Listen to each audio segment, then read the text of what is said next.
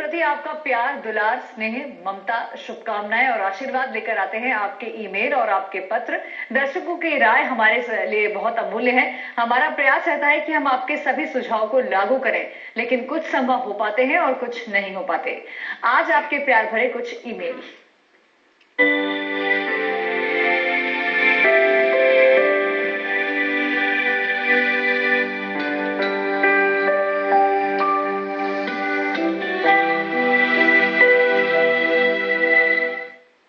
और सबसे पहला पत्र दिल्ली के श्रीमान और श्रीमती कांति पॉल का है। दोनों पति पत्नी मंथन के नियमित दर्शक हैं। पुरुषोत्तम मास पर आपके सभी कार्यक्रम अच्छे रहे।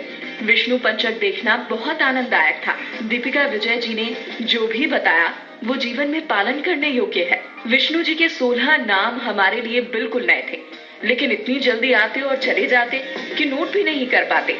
आपसे अनुरोध है कि धीरे धीरे दिखाएं और कई बार दिखाएं। पुरुषोत्तम मास में आपने हमें सभी पुरुषोत्तम तीर्थों के दर्शन घर बैठे करा दिए। वैसे तो हमारे लिए जाना संभव नहीं हो पाता। पंडित पद्मेश दुबे, आचार्य नरेंद्र ऋषि जैसे विद्वानों का मार्ग निर्देशन हमें मिलता रहता है। आशा है मंथन हमें ऐसे ही आध्यात्म की राह दिखाता रहेगा। ममता एवं कांतिपाल, लक्ष्मीबाई नगर, दिल्ली। आप दोनों का बहुत बहुत धन्यवाद। विष्णु जी के 16 नाम हम आपको ईमेल कर देंगे। हमारा यही प्रयास रहेगा कि हमारे विद्वान आपको ज्यादा से ज्यादा ज्ञान दें। और अब अगला पत्र लेते हैं। गुजरात के वडोदरा से किरीट भाई पटेल ने ही हमें भारभूत कुंभ के बारे में जानकारी दी थी, जिसे हमने कवर करवाकर आपको दिखाया भी। उन्होंने एक धन्यवाद भरा ईमेल भेजा है।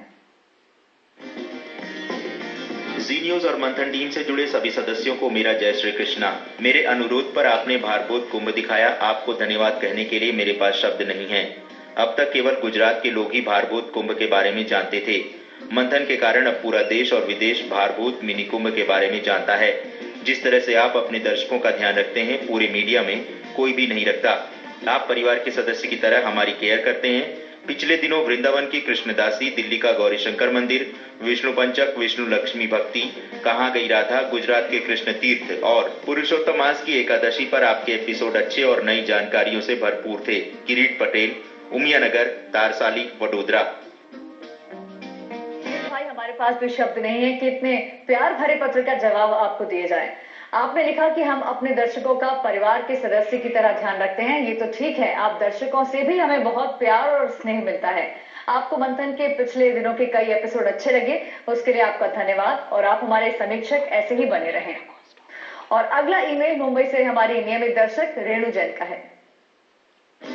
पुरुषोत्तम मास में विष्णु पंचक के बारे में दीपिका विजय जी ने जो भी बताया वो बहुत अच्छी जानकारी है और साथ में विष्णु धामों के दर्शन का भी आनंद मिल रहा है। मेरी एक जिज्ञासा है कि एकादशी को जाने अनजाने में जो चावल का सेवन कर लेता है उसका प्रायश्चित क्या है। शुभकामनाओं के साथ रेणु जैन, मुंबई।